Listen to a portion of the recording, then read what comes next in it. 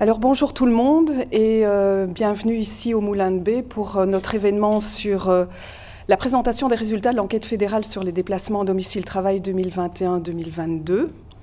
Alors je vais vous expliquer brièvement le déroulé de la matinée. Nous allons passer la parole très rapidement à Christophe Pauwels, qui est conseiller au SPF Mobilité et Transport, puisque c'est lui et sa collègue qui sont là, tous les deux, qui sont en tout cas derrière cette enquête et qui vont vous expliquer les tenants, les aboutissants et surtout les résultats de cette nouvelle enquête sur les déplacements domicile-travail. Alors son intervention va durer à peu près 1 heure et puis après, pendant une demi-heure, on va pouvoir vous allez pouvoir poser des questions, discuter avec eux de ce que ça vous a apporté comme information et s'il y a toute une série de questions qui concernent votre entreprise ou votre région et avec qui vous voulez en tout cas en débattre. Après, on fera une petite pause café et puis après, moi j'aborderai une autre question, à savoir l'enquête fédérale, c'est très bien. Et maintenant, qu'est-ce qu'on fait? Parce que l'enquête fédérale, elle a aussi une mission, c'est de faire voir aux entreprises l'intérêt à mettre en place une mobilité plus durable pour les collaborateurs. Donc moi, je vais vous expliquer en quoi c'est utile, en quoi c'est le bon moment et comment le faire. Et puis après ça, je passerai la parole à Sandra Cormand, qui est coordinatrice environnement à la SWDE, parce que Sandra, elle était dans la salle il y a 4 ans, quand il y a eu la présentation des résultats de l'enquête précédente. Et suite à cette présentation et suite à la prise en compte de ces résultats, eh bien, à la SWDE, on a décidé de travailler sur la mobilité et elle va nous raconter tout ça. Et puis alors après, brièvement, je vous présenterai les prochains rendez-vous que vous fixe la cellule. Et puis il y aura un petit lunch pour ceux qui souhaitent rester. Voilà. Alors, je vais passer la parole à Christophe, comme ça il pourra faire la présentation.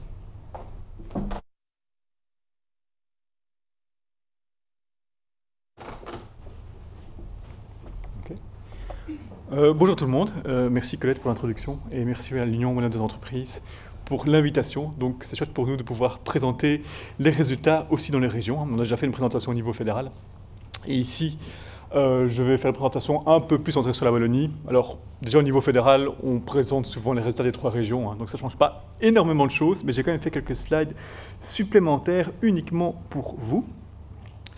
Alors, je ne vais pas être super long sur l'introduction, mais donc, juste un mot sur l'importance des déplacements domicile-travail. Donc, les déplacements domicile-travail, c'est plus ou moins 20% du temps passé à se déplacer. C'est une moyenne vraiment générale. Et ça monte à 28% les jours ouvrables. Et ici, vous avez sur le graphique, c'est l'évolution de ce pourcentage au cours de la journée. Et donc, vous voyez qu'au moment de la pointe du matin, c'est plus de 50%, même jusqu'à 70% du temps passé à se déplacer qui est dû au déplacement domicile-travail. Donc ça justifie qu'on prête une attention particulière à ces déplacements. Alors je pense que la plupart le savent, donc l'enquête fédérale, c'est une obligation pour tous les employeurs belges qui occupent au moins 100 travailleurs. Donc depuis la loi du 8 avril 2003, donc la première édition a eu lieu en 2005. Et alors quelques généralités, donc l'enquête a lieu tous les 3 ans, donc la première édition a eu lieu en 2005. On aurait dû avoir la dernière en 2020, et vu la crise du Covid, on l'a reporté d'1 an, donc ça a eu lieu en 2021, d'où le petit décalage de 4 ans entre 2017 et 2021. Donc c'est une enquête qui est obligatoire pour les employeurs de plus de 100 personnes, mais ils doivent remplir en fait un formulaire, un questionnaire pour chaque unité, donc chaque bâtiment, chaque site, où se déplacent au moins 30 travailleurs. Et donc là, vers lequel se déplacent est important dans la phrase. Ce qui compte pour nous, c'est vraiment les déplacements réels vers le site. Donc pas les déplacements fictifs. Donc ce qui compte, c'est vraiment qu'un travailleur se déplace régulièrement de son domicile à un lieu de travail donné. Et on veut faire un diagnostic à ce lieu de travail-là. Donc on veut des statistiques qui représentent vraiment la réalité des déplacements des travailleurs belges. Alors c'est un diagnostic, donc la loi prévoit que les employeurs sont obligés de faire un diagnostic. Ça signifie qu'il n'y a pas d'obligation au niveau fédéral de faire un plan de déplacement d'entreprise comme à Bruxelles. À Bruxelles, il y a une obligation pour les grands employeurs de faire un vrai plan. Donc, ça signifie qu'il faut également prendre certaines mesures, en tout cas prévoir de prendre certaines mesures. Au niveau fédéral, on ne va pas jusque-là, on demande uniquement de faire un diagnostic de la situation. Et c'est rempli via une application en ligne. Et donc vous avez là une carte qui montre, pour chaque point, c'est une enquête qui a été remplie. Enfin, c'était même en 2017-2018. Et donc voilà, il faut garder en tête, c'est parfois, je dis ça un peu pour nous justifier, mais donc on a deux objectifs différents. On a un objectif statistique et puis l'objectif d'encourager la discussion sur la mobilité durable au sein des entreprises. Et donc dans tout notre exercice, on a ces deux objectifs en tête.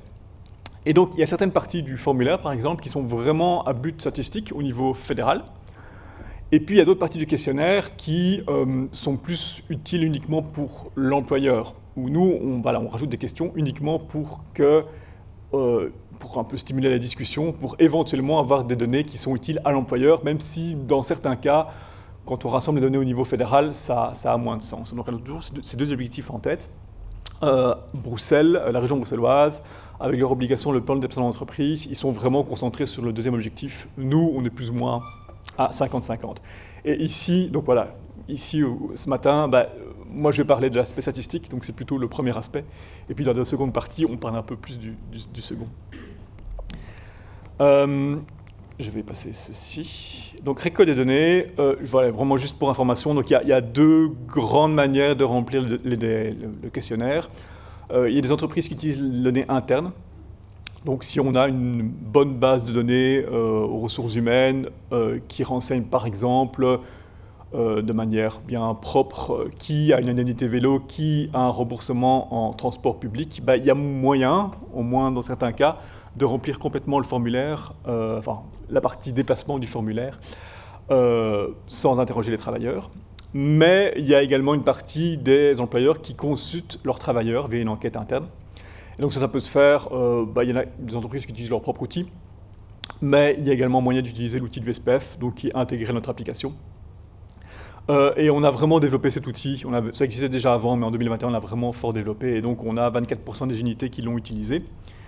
Et ça représente 121 000 travailleurs interrogés, donc c'est énorme pour une enquête. Si vous voyez des statistiques qui viennent d'enquêtes dans la presse, on parle en général de 1000 personnes, de 2000 personnes. Là, il y a 121 000 personnes qui ont répondu, donc c'est assez énorme. Et moi, je préfère évidemment que les entreprises fassent des enquêtes internes parce que ça permet d'avoir une information plus fiable, parce que c'est vraiment la personne qui répond. Les bases de données RH, c'est bien dans certains cas, mais il y a quand même des cas où on peut se dire qu'on ne va pas avoir la bonne information. Donc, moi, par exemple, au SPF, je reçois un abonnement, mais c'est un peu la base chez nous de recevoir un abonnement en transport public. Mais a priori, mon employeur, donc le SPF Mobilité, ne sait pas si je prends le train ou le métro pour aller au travail. Donc s'il ne me pose pas la question, il ne peut pas le savoir. Donc c'est quand même bien d'interroger les travailleurs. Et ça permet aussi de récupérer plus d'infos en dehors d'infos sur les déplacements. Donc notre application permet de poser la question aux travailleurs des problèmes de mobilité, donc qui est aussi une partie des questionnaires. Et donc dans ce cas-là, plutôt que c'est juste le mobility manager ou quelqu'un dans l'entreprise qui dit moi je pense qu'il y a tel et tel problème, là c'est à ce moment-là le travailleur qui répond. Ce que je pense qui est quand même souvent plus intéressant. Voilà. Et alors ceci a évidemment un impact aussi sur les statistiques que je vais présenter. Donc il faut imaginer que la façon de répondre dépend d'un employeur à l'autre, dépend de sa façon de travailler. Voilà, c'est comme ça. Et donc voilà, pour terminer juste l'introduction, on a un nombre d'unités en fait qui ont répondu qui a diminué en 2021 parce qu'on a rendu notre application beaucoup plus claire sur le fait que les formulaires ne sont pas obligatoires pour les unités d'établissement où il y a moins de 30 travailleurs. Et donc en fait sur ces unités-là, là où il y a vraiment une obligation, on a eu plus de résultats et aussi beaucoup plus de travailleurs qui sont concernés. Donc on touche, donc c'est quasi, c'est environ 10 000 formulaires remplis. Et donc directement ou indirectement, on touche 1,6 million de travailleurs. Donc ça représente plus ou moins un travailleur sur 3 en Belgique. Donc c'est vraiment énorme pour une enquête. Voilà, et on était assez content de voir que ça avait bien marché malgré la crise du Covid qui nous a obligés un peu à modifier nos questionnaires.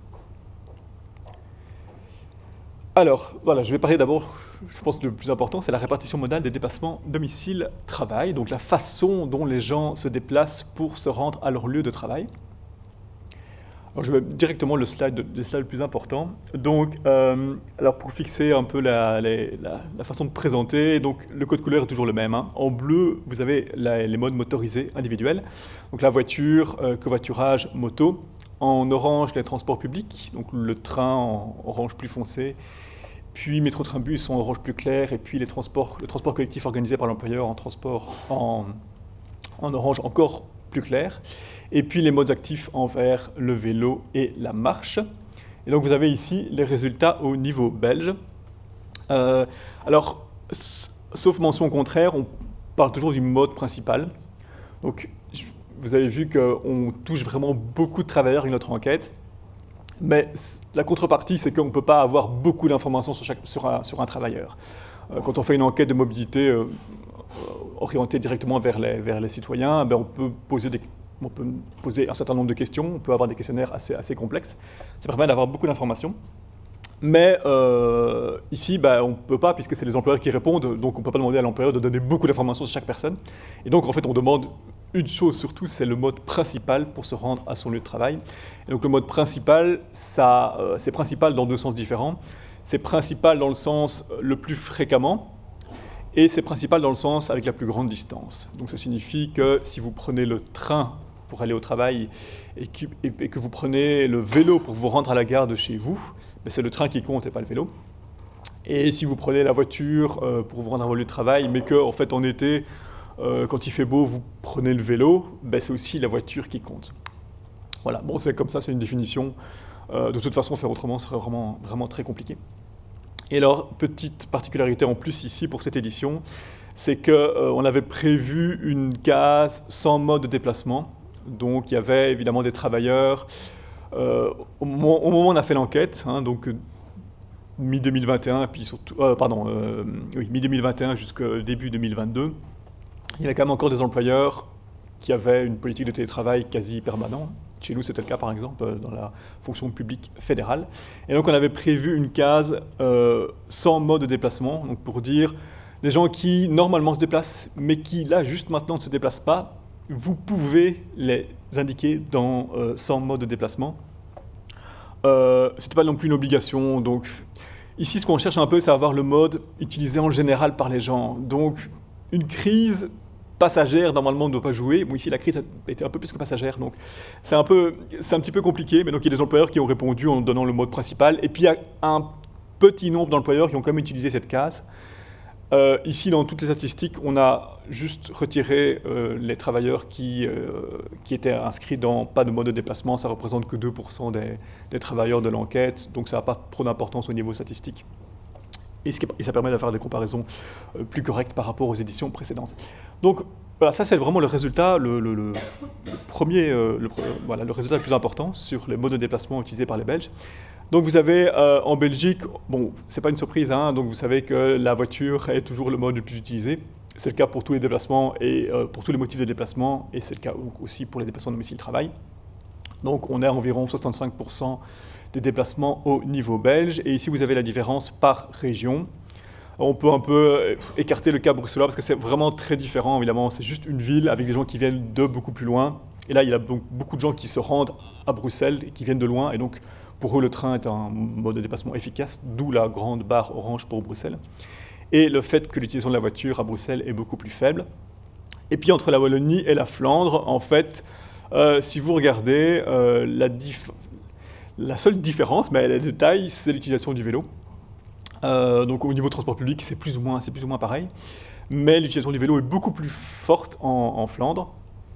Et c'est vraiment ça qui influe sur les résultats au niveau part de la voiture, donc qui est d'un peu moins de 70% en Flandre, mais qui atteint quasi 85% des déplacements en Wallonie. Alors je vais maintenant montrer, donc ça c'est vraiment les résultats juste en 2021-2022. Ce qui est vraiment intéressant évidemment, c'est qu'on fait cette enquête depuis 2005 avec une méthodologie qui est toujours similaire. Et donc ça nous permet d'avoir une évolution au cours du temps qui est vraiment fiable. Et donc j'ai montré donc les évolutions des différents modes. Alors au niveau du vélo, donc je commence par ça parce que c'est vraiment l'évolution qui est la plus spectaculaire. Donc le vélo est de plus en plus utilisé en Belgique. C'est d'ailleurs pas le cas uniquement pour les déplacements domicile-travail. Donc vous voyez hein, donc là en jaune la Flandre, en noir la Belgique, en bleu Bruxelles et en rouge la région wallonne. Oui, j'ai pas précisé, mais donc c'est important. Encore une fois, sauf mention contraire, on parle ici de lieu de travail. Donc quand je parle des résultats en Wallonie, c'est les résultats des sites qui sont situés en région wallonne. Donc les Wallons qui vont travailler à Bruxelles se retrouvent dans la catégorie lieu de travail Bruxelles, donc à Bruxelles. Et donc vous voyez que dans toutes les régions, la part du vélo a augmenté. Hein, vous voyez qu'en Flandre, ça a vraiment augmenté de manière spectaculaire, alors que c'était déjà assez élevé avant. Et bah, vous voyez qu'en Wallonie, c'est vraiment beaucoup plus bas, mais ça monte quand même un petit peu. Et si vous comparez la situation avec la situation en région bruxelloise, vous voyez qu'en 2005-2008, la part du vélo en Wallonie et à Bruxelles était vraiment la même. Et puis il y a vraiment eu un décollage important en région bruxelloise. Donc voilà, même en partant de pas grand-chose, bah, ça peut vraiment fort augmenter. Alors encore une fois, ce n'est pas grand comparable, puisque bon, Bruxelles, c'est une grande ville, ce n'est pas les mêmes problématiques. D'ailleurs, on verra que la situation dans les villes est quand même différente de la situation hors des villes. Mais donc voilà, il y a quand même des augmentations partout, mais disons que pas de la même manière. Voilà, donc on a une augmentation du nombre de cyclistes, une multiplication du nombre de cyclistes de x6 à Bruxelles. Donc c'est vraiment le constat principal de notre enquête depuis 2005, c'est l'augmentation du nombre de cyclistes. Et donc vous avez ici la carte qui représente la part du vélo dans chaque commune. Et voilà, on peut presque tracer la frontière linguistique entre la Flandre et la Wallonie.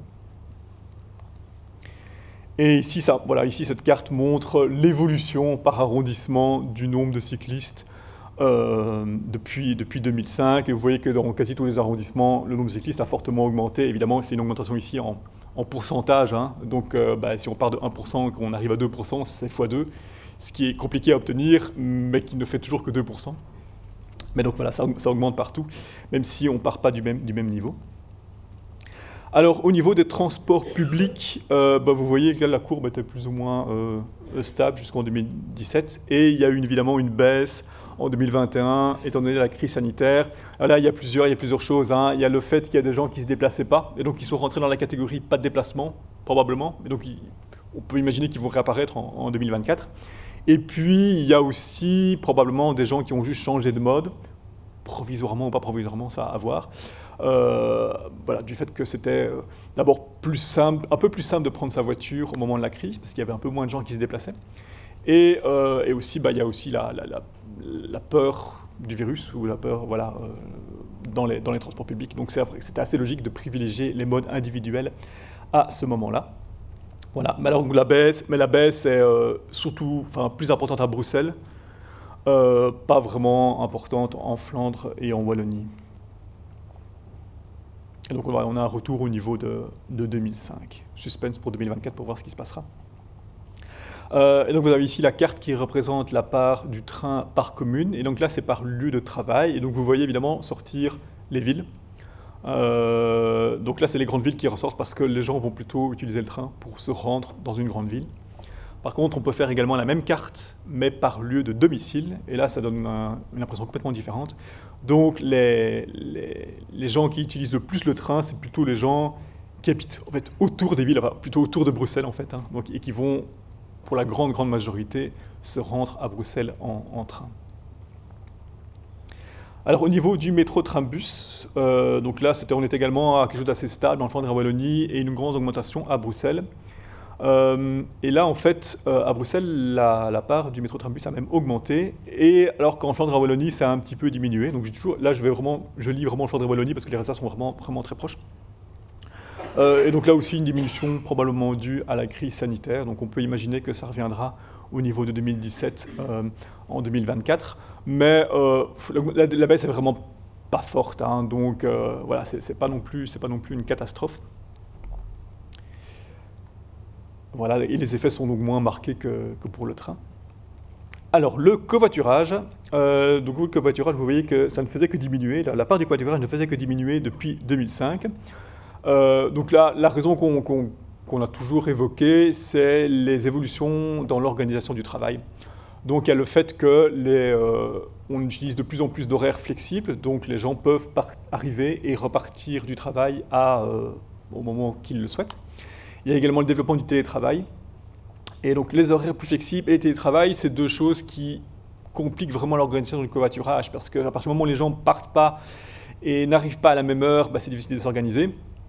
Et si les gens commencent à faire du télétravail, un jour, 2 jours, ou voire plus par semaine, on perd un peu la régularité du covoiturage. Et voilà, et donc ça fait baisser la popularité du covoiturage, sachant qu'on regarde ici toujours le mode principal. Donc les gens qui font du covoiturage une fois par semaine, parce qu'en fait les autres jours, avec le télétravail, c'est plus possible, ils disparaissent de ces statistiques-là et ils vont se retrouver sur le mode qu'ils utilisent le plus souvent. Et donc évidemment, en 2021, la tendance est poursuivie. Et donc là, il y a ce que je viens de dire, donc sur l'organisation du travail, et puis en plus la crise sanitaire, où là, vraiment, faire du covoiturage, c'est peut-être pas la meilleure idée. Donc voilà, ces effets combinés font que la part du covoiturage a encore diminué, même si elle reste plus forte donc en Wallonie que dans les autres régions. Voilà, et donc je pense que là, il y a des caractéristiques qui font que c'est difficile de faire beaucoup mieux dans la situation actuelle. Oui, sachant qu'ici aussi c'est le covoiturage, donc c'est le covoiturage avec d'autres travailleurs. Donc le covoiturage en famille, mari et femme qui vont ensemble au travail, ou l'un qui dépose l'autre, ça compte pas, donc on met ça dans voiture individuelle. Pour des raisons statistiques, on fait ça. Voilà, et alors un peu la conclusion, donc j'ai parlé de toutes les alternatives à la voiture, et donc la conclusion, c'est la part de la voiture. Et donc la part de la voiture, en fait, au niveau belge, elle était plus ou moins stable. Elle est la plus positive à Bruxelles, donc la part de la voiture a diminué à Bruxelles au cours des années, même si là elle s'est maintenue, ou même elle a légèrement augmenté entre 2017 et 2021. Et malheureusement, étant donné la perte de part modale des transports publics, la part de la voiture en fait augmenté en Wallonie un petit peu depuis 2017, alors qu'elle s'est légèrement tassée en Flandre. Et l'explication, c'est toujours l'utilisation du vélo. Donc la crise sanitaire a fait que les transports publics sont moins utilisés. Mais en Flandre, l'augmentation du nombre de cyclistes est telle que ça compense. Voilà, parce qu'il y a en point de pourcentage beaucoup plus de cyclistes.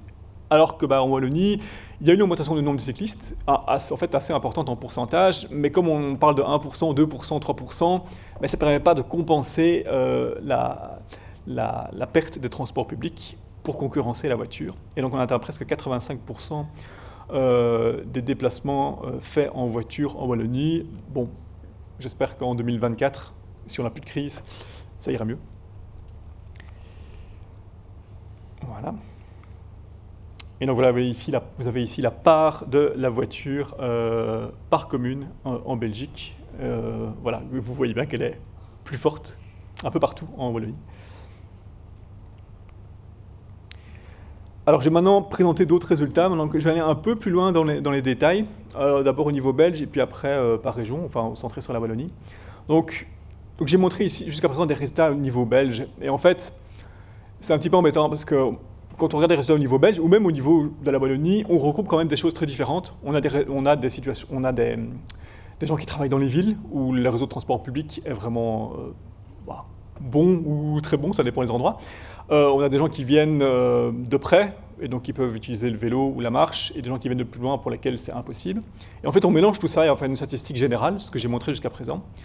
Mais c'est quand même toujours intéressant d'aller un petit peu plus loin. Alors on ne peut pas aller jusqu'au niveau individuel, on peut regarder personne par personne, mais donc on essaie de faire, prendre certains paramètres qui sont vraiment importants pour les résultats en mobilité. Et donc ici, d'abord, c'est donc les résultats selon le fait qu'on se situe dans une zone urbaine ou pas. Alors, zone urbaine, ici, c'est une définition d'Eurostat, une définition européenne. Donc, c'est en gros les 10 plus grandes villes belges. Et donc le reste se situe en zone non urbaine. On ne parle pas de zone rurale nécessairement, hein, donc en Belgique c'est quand même un pays très urbanisé, donc dans zone non urbaine il y a aussi des villes de taille moyenne, et puis après des zones plus rurales. Et donc vous voyez que les parts modales sont complètement différentes selon l'endroit où on travaille. Dans les zones urbaines, en fait la part de la voiture est de à peine plus de 50%, parce qu'en fait là les gens peuvent utiliser le transport public, hein, vous voyez le 16,7% pour le train et le 11,1% pour métro train-bus. Alors que dans les zones non urbaines, la seule alternative à la voiture, c'est le vélo. Les transports publics ne peuvent pas monter très haut parce que souvent il n'y a juste pas de possibilité, donc c'est juste quelques pourcents. Et puis il reste le vélo. Et en fait, donc, vous vous en déduisez assez vite que quelqu'un qui travaille dans une zone non urbaine et qui habite loin de son travail, ou qui ne peut pas prendre le vélo pour diverses raisons, ou qui ne veut pas prendre le vélo, il y a juste la voiture comme possibilité. Et donc on atteint 76% au niveau belge dans les zones non urbaines. Et alors en Wallonie, évidemment la part de bleu est plus forte dans les deux types de zones, mais vous voyez la même chose, hein, donc la part de la voiture est plus forte, ou encore plus forte dans les zones non urbaines. Alors j'ai sorti quelques résultats plus précis sur la région wallonne. Donc vous avez ici les mêmes parts modales, donc toujours le mode principal, mais par province de lieu de travail. Vous voyez que la part de la voiture est la plus importante dans toutes les provinces, mais il y a quand même des différences. Donc en province de Namur, la part des transports publics est plus forte qu'en province de Luxembourg et qu'en province du Hainaut en particulier. Bon, là encore, on agrège quand même des choses différentes parce que dedans, il y a des villes, il y a des zones plus rurales. Et donc, bon, ça dépend ne fût-ce que de la proportion de travailleurs dans les villes, dans chaque province. Hein. Donc, ce n'est pas ici le but de faire nécessairement un classement et de dire qui travaille bien ou qui travaille mal. Il y a d'autres caractéristiques derrière, mais donc voilà, bon, je montre quand même les résultats. Et voici également des résultats par ville, par commune. J'ai été correct, j'ai pris les 8 communes, villes-communes, hein, communes au sens géographique, où il y avait le plus de travailleurs dans notre enquête. Hein. Donc ce n'est pas les communes où il y a le plus d'habitants. Et ici, elles sont classées par utilisation de la voiture, hein, là où la voiture est la moins utilisée, ou là où la voiture est le plus utilisée. Et donc vous avez évidemment, Tigny-Louvain-la-Neuve, c'est particulier parce qu'il y a une grande gare, et donc il y a beaucoup de gens qui peuvent utiliser le train, d'où la part orange qui est plus importante. À Namur, il y a également beaucoup de gens qui viennent en train, et en fait, souvent d'un peu plus loin, hein, un peu comme Bruxelles, mais donc pour la Wallonie. Et ainsi de suite. Donc à Liège, là la part du train est moins importante, mais le métro train-bus est quand même fort utilisé en fait, pour les déplacements intra-urbains. Et ainsi de suite jusqu'à les villes du Hainaut où la situation est plus compliquée, où la part de la voiture frôle les 90%. Alors ce slide est un petit peu compliqué, donc je ne vais pas tout passer en détail, mais la conclusion est quand même importante. Donc ces chiffres, ça montre l'évolution des parts modales selon qu'on se situe dans une ville ou pas. Et ce qui est important de voir, c'est que l'évolution du vélo, donc c'est très clair que le vélo est plus utilisé qu'en 2005 partout, mais l'évolution est beaucoup plus spectaculaire dans les villes. Donc si vous regardez la colonne Wallonie, sur la première, dans le premier tableau, la part du vélo était de moins de 1% dans les villes en 2005, et on est passé à presque 3% en 2021, donc ça a triplé en 16 ans. Tandis qu'en dehors des villes, on est passé seulement de 1,6% à 2,2%. Donc l'augmentation du nombre de cyclistes est juste beaucoup plus impressionnante dans les villes. Et donc, en 2005, en fait, il y avait plus de cyclistes en dehors des villes, en Wallonie, que dans les villes, et maintenant, c'est l'inverse. En Flandre, c'est un petit peu la même chose. Là, Bruxelles, c'est évidemment uniquement une ville. Évidemment, ça a des conséquences aussi sur l'évolution du nombre d'automobilistes. Hein. Donc, le nombre d'automobilistes, en fait, au niveau belge, il a diminué dans les villes, alors qu'il a augmenté en dehors des villes.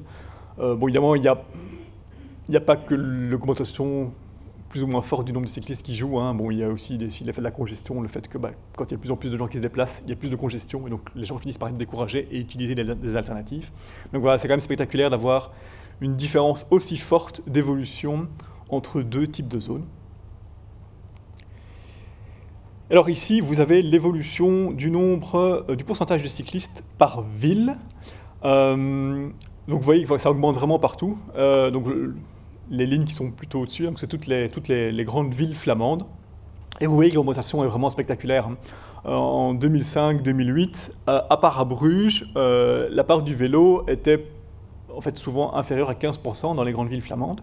Et une augmentation vraiment incroyable depuis 2014. Et maintenant, à Anvers, à Gand, à Louvain, on atteint en fait 25% de cyclistes. Vous avez la ligne en bleu qui représente toujours Bruxelles, mais on a déjà vu cette courbe. Et puis vous avez les villes wallonnes en dessous, où vous voyez aussi l'augmentation vraiment forte en pourcentage depuis 2017, hein, avec dans l'ordre Liège, Namur, Mons, Charleroi. Et donc à Liège, c'est là où voilà, la part du vélo est la plus importante. On frôle les 5% désormais. Donc si vous voyez l'évolution à Bruxelles, on peut imaginer, on peut espérer avoir la même évolution dans les grandes villes wallonnes dans 3 ans, dans 6 ans. Voilà, il n'y a pas de miracle, on ne peut pas arriver à 15 ou 20% en une fois, mais bon, il y a quand même une augmentation de type exponentiel qui est possible. Alors, je vais encore parler donc d'autres caractéristiques qui jouent sur la mobilité. D'abord, l'accessibilité en transport public. Donc ici, nous, on a fait un indicateur d'accessibilité des transports en commun. Donc sur cette carte, vous avez une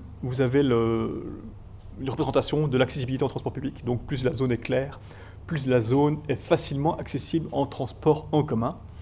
Et évidemment, si on croise ça avec les résultats de l'enquête fédérale, on voit qu'il y a une corrélation super forte. Donc là, ici à gauche, vous avez les unités, c'est au niveau belge, les unités situées à des endroits où les transports publics sont peu présents.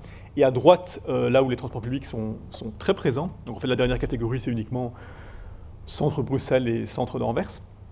Et vous voyez que la barre orange, qui représente la part des transports publics, augmente très très fort. Donc dans les zones... est-ce que je peux... Oui, voilà. Dans les zones vraiment peu accessibles en transport public, donc la part des transports en commun reste à 3%, 5%. Et donc c'est peut-être juste des exceptions ou des sites qui sont miraculeusement bien mis juste à côté d'un arrêt de bus. Mais donc là, il n'y a juste pas de miracle. En fait, on peut prendre toutes les mesures qu'on veut. On ne peut pas atteindre 10% de part de transport public. Il va falloir chercher d'autres alternatives, donc encourager les gens à prendre le vélo ou essayer de promouvoir le covoiturage. Mais dans le transport public, là, il n'y a juste pas de possibilité. Tandis qu'une unité qui est bien située, ça va être en fait beaucoup plus simple, sans faire d'efforts, d'obtenir des bons résultats. Donc ça ne veut pas dire qu'il ne faut pas faire d'efforts, évidemment. Donc chacun, avec les caractéristiques qu'il a, fait des efforts pour obtenir un résultat. Mais on sait bien que il y a des caractéristiques de départ qui font que ça va être plus ou moins facile d'avoir une part de gens qui utilisent les transports publics élevée. Et par conséquent, moins de gens qui utilisent la voiture. Bon, ça fait aussi réfléchir sur la localisation des sites de lieu de travail. Donc, on se dit que quand on a déménagé, on peut avoir ce graphique en tête et se dire, bon, on a quand même intérêt à être un peu plus sur la droite pour avoir plus facile, pour encourager les gens à avoir une mobilité plus durable. Oui, je n'ai pas fait ce graphique pour la Wallonie, mais ça donne vraiment la même chose, à part la dernière catégorie qui n'existe pas, puisque c'est uniquement Bruxelles et vraiment le tout centre d'Anvers. Alors un petit mot sur les distances moyennes domicile-travail. Donc c'est vraiment, évidemment, c'est aussi un facteur important. Donc je viens de parler de l'accessibilité au transport public, donc qui influe sur l'utilisation des transports publics. Ce qui influe évidemment en premier lieu sur l'utilisation du vélo, c'est juste la distance domicile-travail. C'est assez évident, hein. Si on doit faire 50 km, ça va probablement être difficile de le faire à vélo. C'est pas pour ça que faire 5 km est facile, après ça dépend d'autres choses, mais disons que c'est quand même le premier facteur qu'on a envie de regarder. Donc au niveau belge, on a une distance moyenne domicile-travail de 21 km. Donc c'est ici une distance domicile-travail réelle, hein. Enfin c'est une estimation de la distance réelle par route. À Bruxelles, la distance domicile-travail est évidemment beaucoup plus grande parce qu'il y a beaucoup de gens qui viennent de très loin. Et vous voyez qu'en Flandre, en Wallonie, la distance est plus ou moins la même, hein. C'est vrai que la Wallonie est une superficie plus grande. Et donc, on dit souvent, les distances sont plus grandes. En fait, les distances domicile-travail, pas vraiment. Donc, au lieu de travail, les distances domicile-travail sont pas beaucoup plus grandes en Wallonie qu'en Flandre. Ce qui est vrai, c'est que les Wallons font un peu plus de distance que les Flamands, parce qu'il y a évidemment les navetteurs vers Bruxelles. Et donc, le navetteur wallon, en général, ils viennent plus loin. Et donc, si on regardait par lieu de domicile, on verrait une différence plus importante. Mais donc, au lieu de travail, il n'y a pas une très très grande différence. Par contre, je trouve ça assez surprenant de voir que par province, il y a quand même des grandes différences. Donc, en province de Liège, en province du Hainaut, la distance moyenne est inférieure à la moyenne nationale, tandis qu'elle est plus élevée en province de Namur, de Brabant wallon et de Luxembourg, où là c'est probablement moins étonnant. Et j'ai également mis les distances moyennes pour les 4 plus grandes villes. Donc Charleroi, Liège, Mons, les distances sont proches de la moyenne nationale. Et c'est à Namur que les distances sont beaucoup plus grandes. Donc Namur qui attire des gens vraiment de beaucoup plus loin. Et on l'a vu en partie en train. Donc les deux sont évidemment corrélés. Et voyons ici, on a envie de faire corréler les distances domicile-travail avec l'utilisation des modes. Et donc vous avez ici un graphique qui montre donc la répartition modale par classe de distance. Donc à gauche, les distances sont faibles, à droite, les distances sont élevées. Donc évidemment, quand les distances sont faibles, c'est plus facile d'utiliser les modes actifs, donc la part de vert est beaucoup plus importante. Et puis ça devient, plus la distance augmente, moins c'est facile ou possible d'utiliser le vélo pour aller au travail. Par contre, quand les distances deviennent vraiment suffisamment grandes, donc 30 km, 50 km, ça va finir par être des distances où le train va être une alternative. Enfin, en tout cas, si on travaille dans une ville, le train va finir par être une alternative efficace. Et donc, si vous regardez juste la part de bleu, vous voyez qu'en fait, c'est le niveau belge, ici, la part de la voiture est la plus élevée entre 15 et 30 km. Donc, c'est en fait des distances qui sont un peu trop élevées pour être faites facilement en vélo. Donc, il y en a qui le font, mais disons que c'est quand même compliqué, mais qui ne sont pas assez élevés pour que le train soit super compétitif. Et donc là, il n'y a juste pas beaucoup d'alternatives. Il y a un petit peu de vélo pour ceux qui font des grandes distances à vélo, un petit peu de train pour ceux pour qui la connexion est vraiment juste bonne, et le reste des gens utilisent la voiture. Donc ça, c'est au niveau belge, et voici la même chose en Wallonie. Et donc, comme toujours, la part de bleu est beaucoup plus importante, mais vous avez le même phénomène. Donc la part de la voiture est aussi la plus élevée entre 15 et 30 km. Donc là, on dépasse le 90% d'utilisation de la voiture. Il n'y a vraiment souvent juste pas d'alternative. Alors je reviens sur le slide belge. Donc ici, pour les déplacements de moins de 5 km, on avait donc plus ou moins une personne sur deux qui utilise la voiture. Bon, ce qui est déjà beaucoup, enfin ça dépend comment on voit les choses, évidemment ça dépend de la situation, mais bon, c'est quand même beaucoup, une personne sur deux qui utilise la voiture pour faire un déplacement de moins de 5 km. Mais en Wallonie, on est carrément à 3/4, donc il y a 76% des déplacements de moins de 5 km qui sont faits en voiture. Voilà, donc on fait environ 10% à pied. La part du vélo, elle reste relativement marginale, et puis un petit peu de métro, train, bus.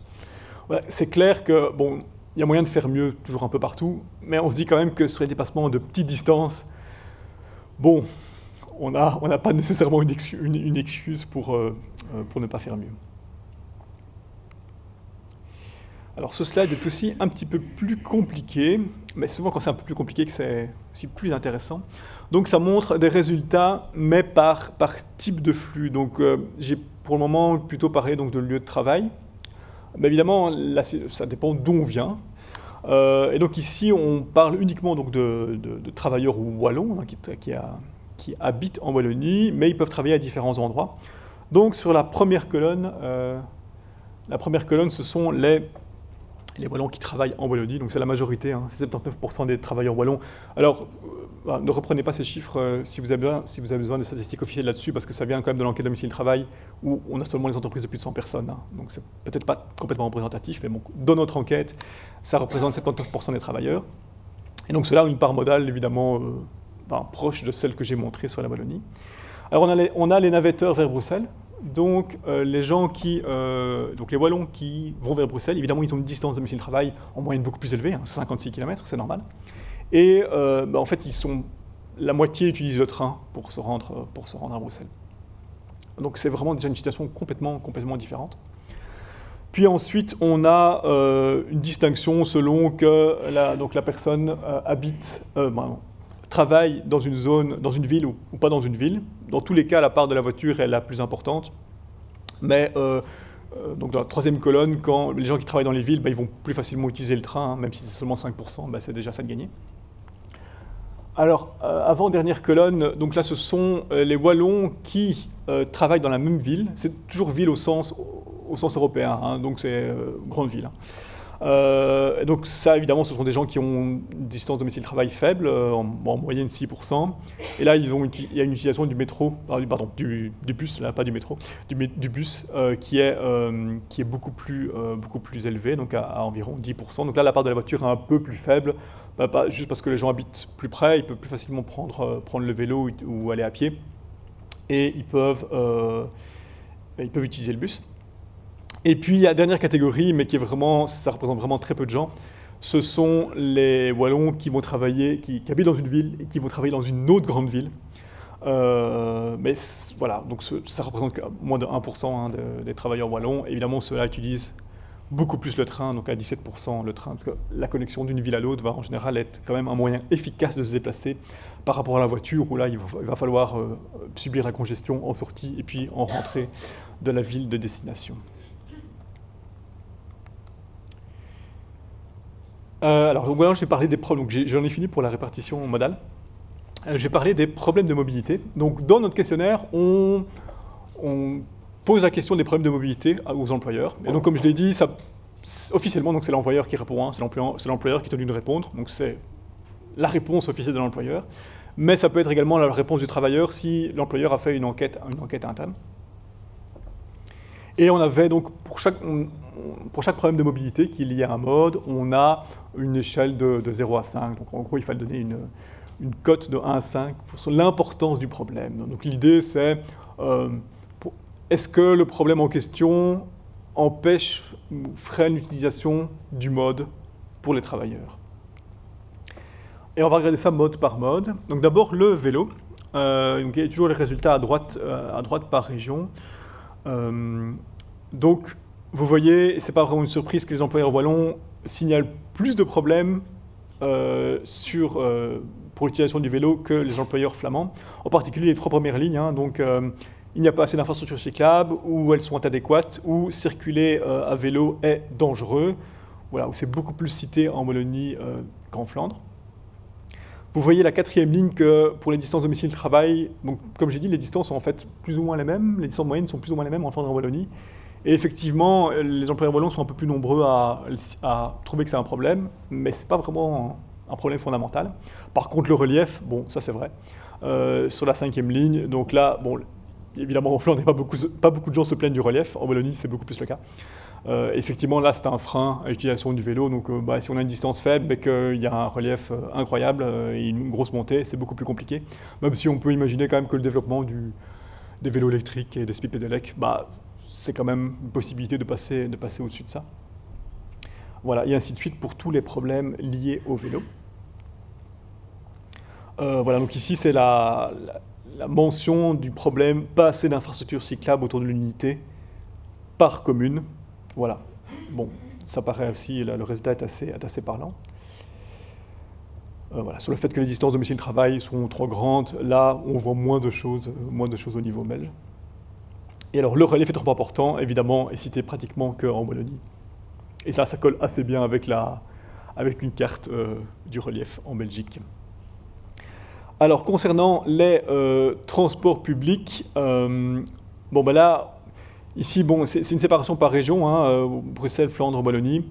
Ce serait probablement plus parlant de regarder ville et en dehors des villes, où il y a une différence beaucoup plus importante. Et donc, vous avez évidemment la colonne Bruxelles qui est complètement différente. Hein, donc, il y a évidemment beaucoup moins d'employeurs bruxellois qui vont dire que la desserte est insuffisante.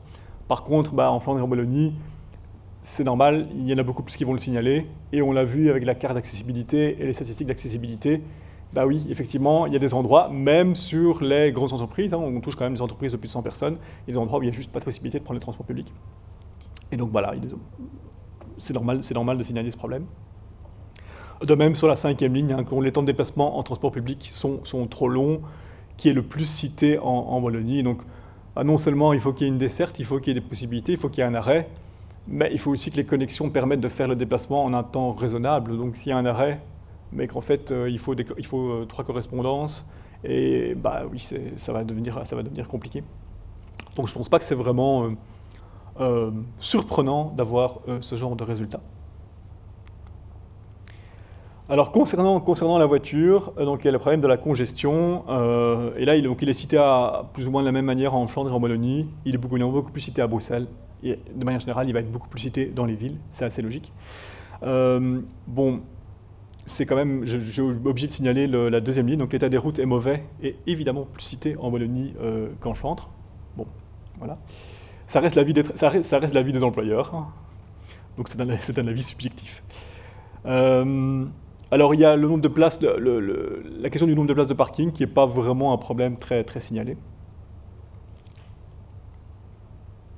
Et puis d'autres problèmes, mais je ne pense pas que, oui, c'est pas vraiment parlant, en tout cas pas parlant au niveau régional. Et vous voyez au niveau des couleurs que les problèmes autres sont beaucoup moins signalés que certains problèmes liés au vélo ou au transport public. Vous avez ici une carte qui représente le problème, la congestion, donc les embouteillages sont trop importants, et donc là évidemment vous voyez ressortir les villes, c'est assez logique, hein, y compris les grandes villes wallonnes. Alors, je vais passer donc au dernier point, donc la politique des mobilités des employeurs. Donc on va parler vraiment des mesures. Donc on a parlé des parts modales, donc la façon dont les gens se déplacent. Je viens de parler des problèmes, et alors la dernière grande partie du questionnaire, c'est les mesures. Donc, comme je dis, c'est un diagnostic. Donc on demande aux employeurs de lister les mesures qu'ils prennent pour encourager, pour améliorer la mobilité de leurs travailleurs. Et donc, bon, il n'y a pas de mesures obligatoires, enfin, en tout cas, pas avec notre... Il y a des mesures obligatoires, mais pas avec notre loi à nous. Et donc l'employeur doit juste dire, bah oui, je prends la mesure ou je ne prends pas la mesure, et puis on fait des statistiques avec ça. Alors, d'abord, premier point, donc la prise en compte de la problématique de la mobilité est de plus en plus forte depuis qu'on a commencé l'enquête, hein, depuis 2005, ça a peut-être commencé avant. Donc ça, on le remarque, mais je pense que vous le remarquez aussi. Bon, d'abord, la thématique de la mobilité prend de plus en plus d'importance dans la société, et c'est évident que la problématique de la mobilité au sein des entreprises, donc vraiment pour les déplacements domicile-travail, est de plus en plus prise en compte par les employeurs. Et d'ailleurs, vous êtes là pour ça. La cellule mobilité de l'Union wallonne des entreprises travaille aussi pour ça. Donc c'est vraiment des choses qui se développent. Les employeurs se rendent vraiment compte que il faut agir sur la mobilité de leurs travailleurs est important. Pour améliorer, il y a à la fois pour améliorer le bien-être et l'élan des travailleurs, et puis après il y a un objectif général qui est quand même d'essayer de diminuer les problèmes de mobilité en Belgique. Et ici, vous avez l'évolution des mesures prises entre 2005 et 2021 pour des mesures qui sont restées les mêmes, hein. Donc, évidemment, en 16 ans, le mobility management a fort changé. Le type de mesures qu'on prend n'est pas le même, mais il y a certaines mesures qui restent. Et donc, vous voyez que ce soit indemnité vélo, le fait d'avoir des parkings vélo sécurisés, la gratuité des transports en commun, ou d'avoir une base de données de covoiturage, toutes ces mesures sont beaucoup plus populaires en 2021 qu'en 2005. Bon, l'indemnité vélo, maintenant, c'est même... On arrive même à l'obligation, donc on va atteindre 100% ou frôler les 100%. Donc ça, voilà, ça c'est très positif. Et alors maintenant, je vais montrer les résultats mesure par mesure et par région. Donc ici, vous avez les mesures concernant le vélo. Bon, vous pouvez regarder ligne par ligne, hein, mais allez, quand on regarde, si on compare ici les mesures prises par les employeurs flamands et les employeurs wallons, il y a une différence. Mais je trouve qu'il n'y a pas une différence vraiment très importante.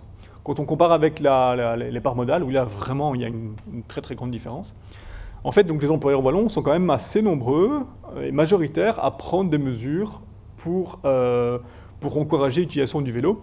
Donc il y a le cas de l'indemnité vélo, mais ok, c'est un truc vraiment standard. Mais également sur les autres mesures, certes les chiffres sont un peu plus élevés en Flandre, mais quand même, les employeurs wallons les prennent également. Voilà. Et alors, pour chaque mesure, il y a une évolution positive depuis... ici, c'est depuis 2017.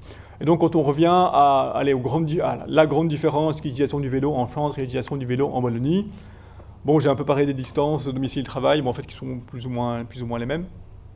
Et si on regarde les mesures, ben, j'ai envie de dire, en tout cas, la faute n'est pas vraiment chez les employeurs. Bon. Concernant les mesures en faveur des transports publics, voilà, là, c'est moins parlant au niveau régional, hein, donc il n'y a pas de grande différence. Donc il y a une bonne moitié des employeurs qui offrent une gratuité complète. Et puis, bon, bah, selon le secteur, il y a des règles plus ou moins strictes et les remboursements sont soit totaux, soit partiels.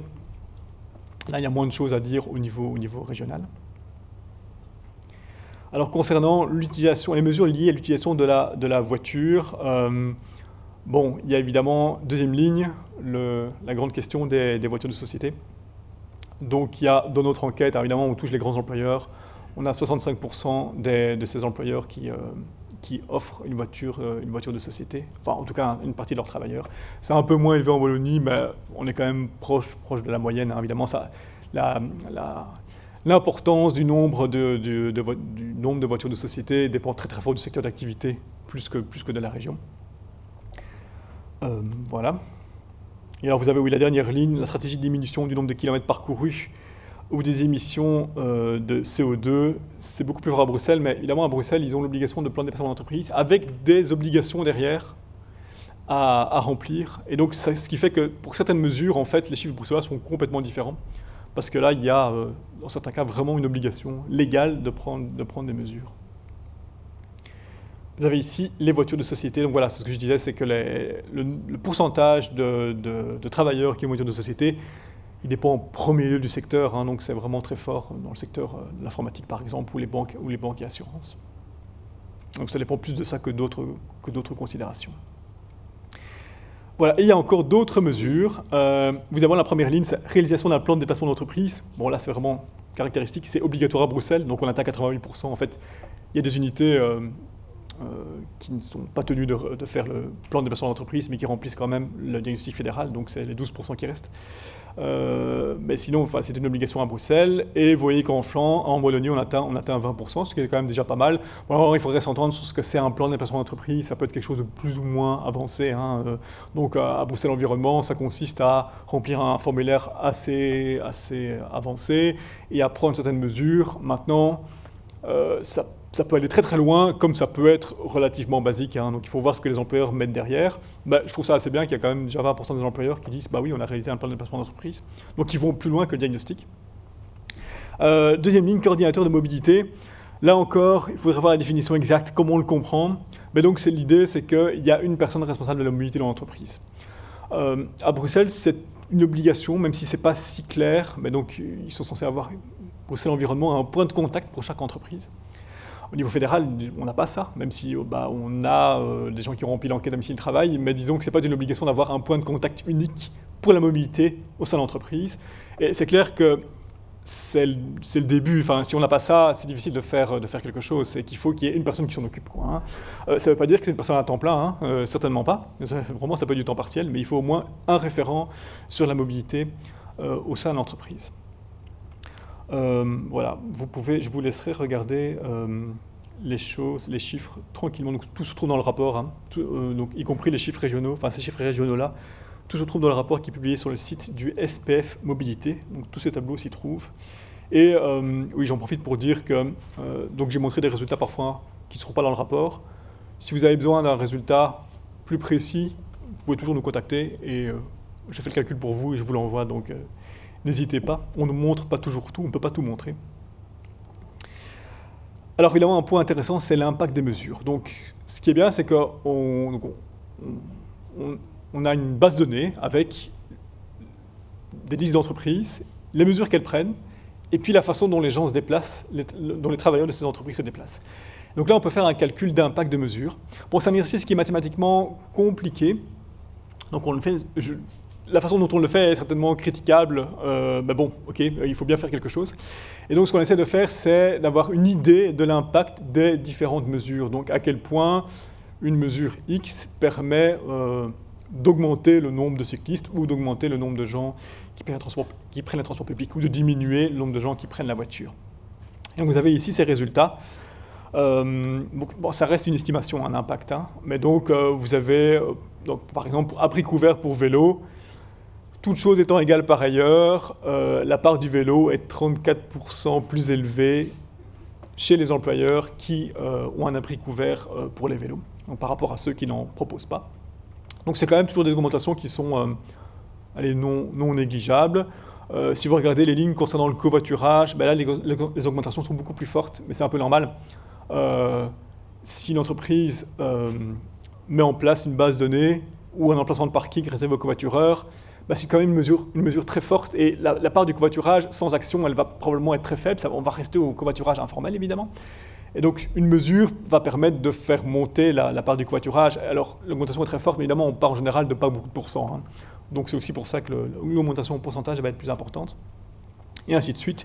Et vous voyez que même les mesures assez générales, comme avoir un plan de déplacement d'entreprise, fait diminuer de manière vraiment clairement non négligeable la part de la voiture. Alors, en pratique, évidemment, vous ne prenez pas les mesures individuellement, c'est toujours un package de mesures, donc les mesures jouent ensemble sur les résultats. Voilà, mais donc ce tableau montre que prendre des mesures, c'est utile, ça a un impact, voilà, et donc il faut le faire si on veut améliorer les choses. Alors un point maintenant complètement différent sur une autre mesure, mais qui n'est pas vraiment liée à la mobilité directement, c'est le télétravail. Donc évidemment, on a fait cette enquête en partie pendant la crise sanitaire, donc 2021-2022. Bon, on était un petit peu sorti de la crise, mais en tout cas des confinements stricts. Et on a essayé d'inciter les employeurs à remplir l'enquête au moment où ça allait plus ou moins. Mais évidemment, ça a quand même été touché au niveau covoiturage, au niveau télétravail, pardon. Donc ici, on parle du télétravail en partie au moment de la crise. Donc les chiffres sont sans doute beaucoup plus élevés que ce qu'ils seront, enfin certainement de ce qu'ils étaient en 2017, mais peut-être aussi de ce qu'ils seront en 2024. Et donc vous avez dans le tableau de droite différents calculs qui sont faits, et en particulier la dernière ligne, c'est le pourcentage de déplacements évités grâce au télétravail. Donc ici, nous, ce qui nous intéresse, ici dans le cadre du travail du SPF Mobilité, c'est l'impact du télétravail sur la mobilité. Et donc le télétravail, ça permet d'éviter le déplacement domicile-travail. Après, il y a des discussions, hein, on peut dire, oui, ça permet d'éviter le déplacement domicile-travail, mais en fait, les gens vont faire plus de déplacements à proximité de leur lieu de domicile. Bon, ça c'est autre chose. Ici, ce n'est pas évalué, on parle juste du déplacement domicile-travail et pas du reste. Et donc le pourcentage de déplacements évités, donc au niveau belge, on est à 15%, donc ça a énormément augmenté. Et 15%, c'est vraiment beaucoup. Hein. 15% de voitures en moins, ça a un impact énorme sur les embouteillages. Évidemment, ce pourcentage est encore plus élevé à Bruxelles, hein, parce que la part du télétravail est plus élevée à Bruxelles, parce que c'est des secteurs qui peuvent plus facilement le permettre, hein, comme le secteur public, par exemple les grandes administrations. Et puis c'est aussi des gens qui habitent plus loin, et donc qui ont probablement des incitants plus importants à rester chez eux pour travailler. En Wallonie, on est quand même déjà à 10% de déplacements évités, donc ce qui est aussi non négligeable. Et alors je termine par un exercice. Donc j'ai parlé jusqu'à présent on a parlé des modes de déplacement, et j'ai toujours parlé en pourcentage. Donc j'ai dit il y a 65%, 80% de gens qui utilisent la voiture. Maintenant j'ai parlé du télétravail, et en fait il manque une information. C'est que j'ai pas vraiment parlé du nombre de déplacements, ou de la quantité d'embouteillage, ou du nombre de gens qui prennent leur voiture.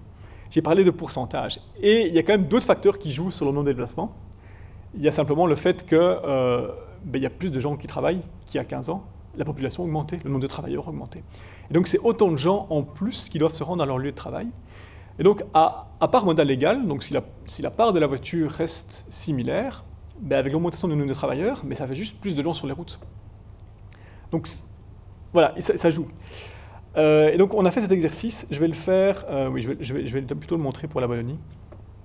Donc en Wallonie, voilà l'évolution de la répartition modale entre 2005 et 2021, donc c'est les chiffres que j'ai montrés tout à l'heure. Donc on a plus 5% de la voiture.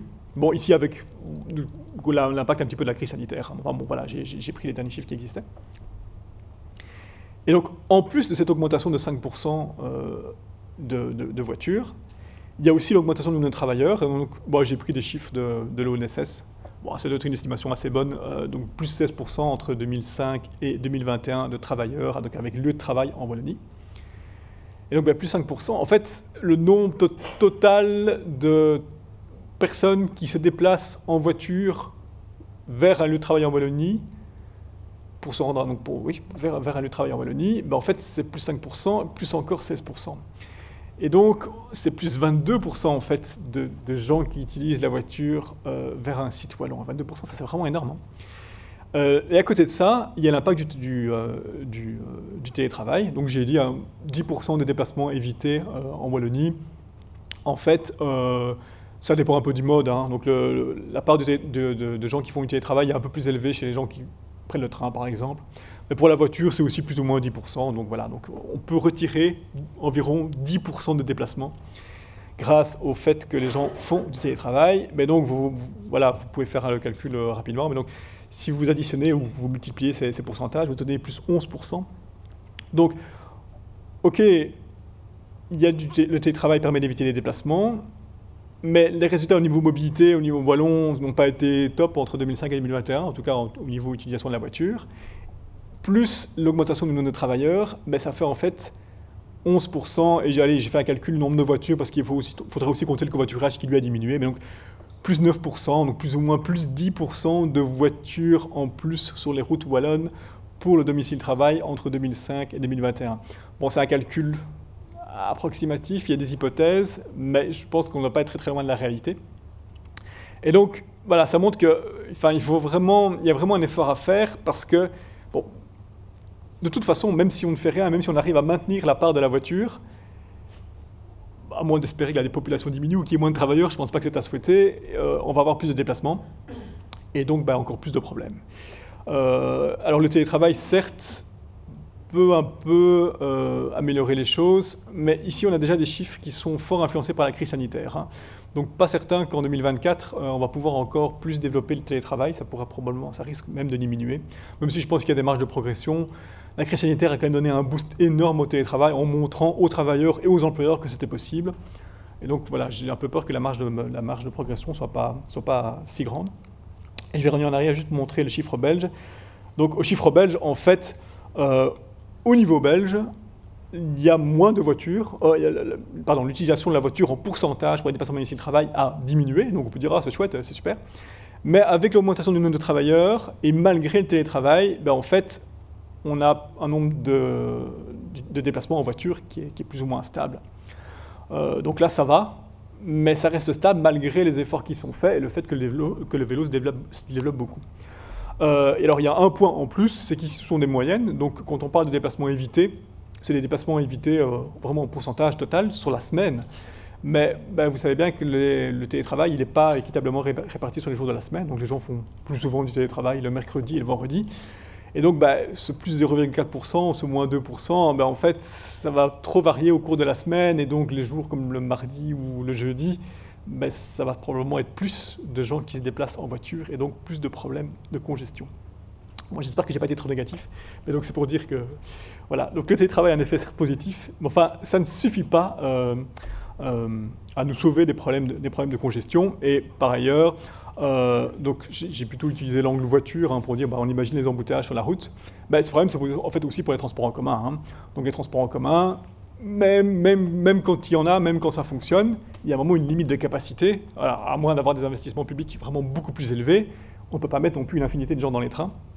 Donc c'est aussi un problème. Alors c'est moins un problème maintenant, étant donné que le télétravail est beaucoup plus populaire parmi les gens qui prennent le train. Donc voilà, les trains ont pu se vider en partie. Enfin, c'est aussi une question pour les transports publics, hein, le nombre de personnes qui se déplacent. Voilà, et je termine par juste des conclusions. Si jamais vous n'avez pas pu suivre parce que j'étais trop long et qu'il faut résumer un petit peu. Donc, vous retenez que l'utilisation du vélo a explosé dans l'ensemble du pays. Donc, ça augmente depuis 2005 et ça a encore plus augmenté depuis 2017. Le nombre de cyclistes est plus faible en Wallonie, mais il augmente aussi en Wallonie et surtout dans les villes. L'impact de la crise sanitaire est perceptible à différents niveaux, donc les transports en commun ont pâti des mesures sanitaires ou de la crise sanitaire.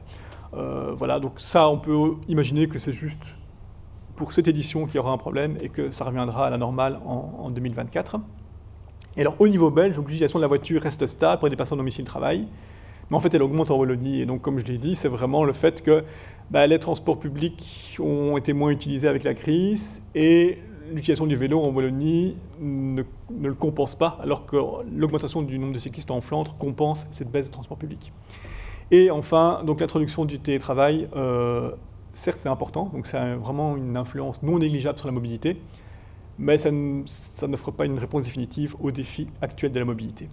Et enfin, donc pour terminer sur quelque chose de plus positif, donc comme je l'ai dit, les employeurs continuent à prendre de plus en plus de mesures. En fait, on fait cette conclusion à chaque édition depuis 2 ou 3 éditions, donc. Mais ça continue à être vrai, donc ça c'est plutôt chouette. Voilà, merci. Ouais. J'ai parfaitement respecté le timing. C'est parfait, merci beaucoup. Alors maintenant, j'ai deux micros et on va passer dans les rangs si vous voulez poser des questions à Christophe.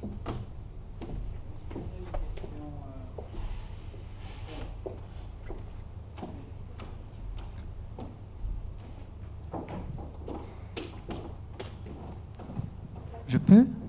Bonjour, merci pour la présentation, c'était très intéressant. J'étais assez frappé en Wallonie pour les moins de 5 km ou 5 à 15 km. Les pourcentages sont quand même très importants en utilisation de la voiture. Est-ce qu'il y a eu dans l'enquête une question sur les raisons pour lesquelles ils prennent la voiture? Et je pensais principalement aux PMR éventuellement qui sont des PMR particuliers qui ne peuvent pas prendre de transport en commun. Et surtout quand on voit aux États-Unis. Et le deuxième profil, c'est ceux qui doivent amener des enfants à l'école parce qu'ils sont en bas âge ou pas. Et je pense surtout à certaines villes dans le monde qui ont des services de transport scolaire. On voit les écoles européennes dans Bruxelles, c'est quand même 60 bus rien que sur Uccle le matin, 60 bus le soir, 1800 élèves. Donc voilà, peut-être c'était aussi une voie des transports scolaires, comme c'était d'ailleurs aussi à l'époque, il y a les rangs scolaires, hein, le pédibus, ce genre de choses-là. Mais voilà, 76%, 88% pour des petites distances qui pourraient être faites à vélo, voire même vélo cargo. Combien de ces gens-là ont des enfants et combien de ces gens-là sont des PMR? Oui, alors, donc, si l'enquête orientée vers l'employeur, donc évidemment, on n'interroge pas chaque personne individuellement, sauf quand il y a une enquête interne. Je vais répondre plusieurs choses. Donc, comme je l'ai dit, il y a une bonne partie des employeurs qui ont fait des enquêtes internes vers leurs travailleurs avec notre outil. Et dans ce cadre-là, on a posé des questions, supplémentaires. Enfin, en particulier, on a listé les problèmes hein, que j'ai montrés, et on a aussi été un petit peu plus loin en demandant aux gens s'ils étaient prêts si ces problèmes étaient réglés, à prendre l'alternative à la voiture. C'est des résultats qu'on a analysés, on sortira des résultats, un rapport cette année-ci, là-dessus. Donc ça apportera peut-être un peu une réponse. Par contre, ça n'apportera pas des réponses aux exemples que vous avez cités de raisons pour lesquelles les gens doivent prendre la voiture, parce qu'on ne va pas aussi loin dans le détail. Par contre, on a d'autres enquêtes qui le font. Et je pense que les raisons que vous avez citées, donc, que ce soit les PMR, où là, il y a vraiment peut-être juste c'est pas possible de faire autrement, ou les gens qui ont des enfants, il y a aussi d'autres raisons pour lesquelles il n'y a pas d'alternative possible pour une personne X à prendre la voiture, mais ça reste qu'une partie des gens qui sont concernés. Et donc, je pense de toute façon, ça ne répond pas vraiment à la question du « bah oui, mais 76% c'est trop, il faudrait que ça soit moins ». Ça ne peut pas être 50% des gens pour lesquels la voiture est un choix absolument obligatoire. Il n'y a pas 50% des gens qui ont des enfants en bas âge à conduire, quoi. Maintenant, on pourrait faire ces statistiques. Hein. Ça, je peux regarder dans d'autres enquêtes. On a ce type de statistiques.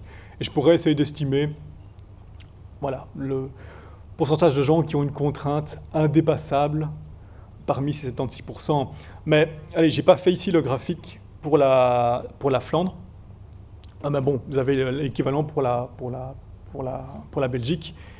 Et bon, le pourcentage de gens qui ont des enfants ou le pourcentage de PMR, a priori, il n'est pas extrêmement différent. Et donc, bon, je pense qu'il faut d'abord se concentrer sur les gens qui n'ont pas de contraintes trop importantes pour utiliser l'alternative à la voiture, et il y en a.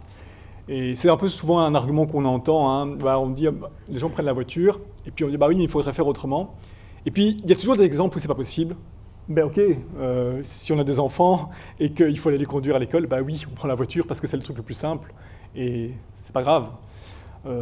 Et on peut se concentrer sur tous les autres qui pourraient eux changer. Moi j'avais également une question qui était un peu la même que celle de Fabrizio. C'était par rapport au vélo. Vous avez dit vous avez listé toutes les raisons qui font que le vélo n'est pas le choix. Je crois également, et c'est la toute grosse différence entre un vélo et une voiture, c'est le nombre de personnes que vous pouvez transporter.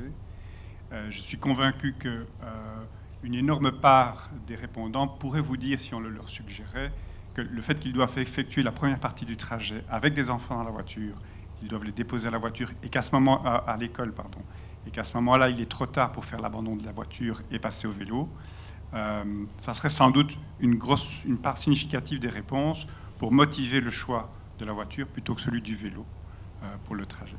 Parce que les horaires des écoles et les horaires du travail sont quand même des horaires très similaires. Et je crois qu'on peut rapidement faire un sondage ici dans la salle et vous verrez que le nombre de répondants qui vont vous dire « Bah oui, je fais le choix de partir avec la voiture et puis je continue malheureusement avec la voiture », c'est parce que je dois démarrer par la dépose des enfants. Et j'avais une deuxième question qui était l'évolution de l'utilisation du vélo dans des environnements urbains. Je me demandais s'il n'y avait pas une corrélation très très forte entre le fait que depuis quelques années, on a vu les micromobilités électrifiées prendre une très forte expansion. J'imagine que tout ce qui est trottinette électrique est regroupé au niveau des vélos. Et je voulais voir s'il y avait une corrélation entre la progression du vélo dans certaines villes, et plus particulièrement en Flandre, et le fait qu'il y a une offre également très abondante avec ce type de véhicules dans ces villes. Ok. Pour la première remarque, ok, on pourrait regarder. On devrait regarder des statistiques et on peut en discuter. Pour les trottinettes, non, parce que en fait, la trottinette est regroupée avec marche dans notre enquête. Bon, encore une fois, c'est une enquête pour les employeurs. Et donc, l'employeur doit répondre. Et donc, c'est un peu compliqué pour l'employeur, sans interroger les travailleurs, de savoir si les gens utilisent la marche ou la trottinette. Donc, quand il y a une unité vélo, c'est un truc assez clair. Sinon, ben, non. Et donc, c'est regroupé avec marche. Maintenant, il peut quand même y avoir une influence du fait que, effectivement, dans les villes, globalement, la mobilité change. Et notamment avec les systèmes de micromobilité. Il y a la micromobilité, donc les trottinettes, mais aussi les vélos en libre service. Et les deux sont un petit peu liés, donc ça peut effectivement augmenter le nombre de cyclistes. Mais le nombre d'utilisateurs de la trottinette en soi, dans les dernières enquêtes qu'on a faites, c'est quand même quelque chose qui est négligeable encore au niveau belge. Alors évidemment, un peu moins dans les villes. Mais certes, on en voit, mais je pense qu'on est un peu impressionné parce que c'est quelque chose de nouveau et on se dit, tiens, ça change beaucoup. Mais en pourcentage de déplacement, ça reste quand même faible. Et alors, un très gros avantage d'une trottinette en libre service, c'est de faire un petit déplacement rapide et typiquement un déplacement combiné avec un autre mode, ça marche extrêmement bien. Mais donc là, ça échappe évidemment au diagnostic puisque c'est plus le mode principal. Donc la trottinette en mode principal déplacement domicile-travail, on a fait d'autres enquêtes où on demande vraiment aux gens les détails. Donc contrairement ici, on ne peut pas avoir les détails. Et c'était encore trop négligeable pour que même je puisse le mettre dans un graphique, pour que ça veuille dire quelque chose. Bon, ça a peut-être évolué. Bonjour, merci pour l'exposé très très clair. Deux petites questions. Est-ce que vous savez plus ou moins le pourcentage d'employeurs qui ont répondu eux-mêmes au questionnaire et ceux qui ont fait une enquête auprès des travailleurs à la grosse louche, juste pour avoir une idée? Oui, malheureusement, je ne sais pas parce que j'ai plus ou moins 20%, j'ai mis le chiffre de gens qui ont utilisé notre outil d'enquête. Donc c'est au moins 20% qui... Enfin, c'est pas en employeur, c'est en nombre de bâtiments, en nombre d'unités.